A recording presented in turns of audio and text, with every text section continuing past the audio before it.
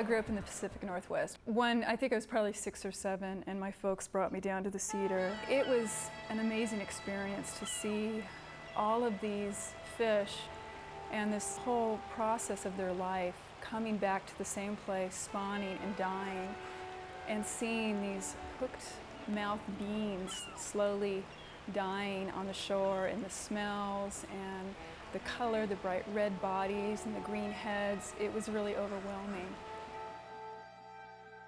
I wanted a very sophisticated imagery that was directed towards an urban group. So that's the black screens, the very dramatic, symbolic icons and things like that.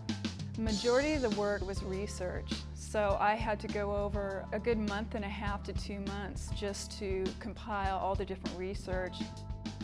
This is a screen dealing with Chinook life cycle, and you can go through the different, from the egg to the spawning adult, and once you click on one of these icons, it will lead you to another page, and it describes that particular process in that part of the life cycle.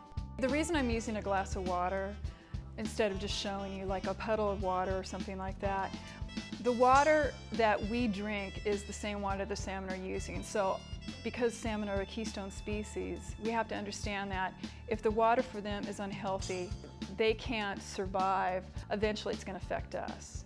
So I wanted to sort of bring that home using an image like that.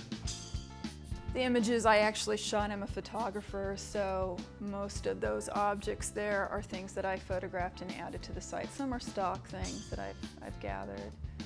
I hope that this site actually inspires people to action, that they will take the conservation practices seriously, especially this year because there's a drought up here, and really start to take some responsibility and conserve in that. And I hope that people can get some interesting information from the site that they may not have known.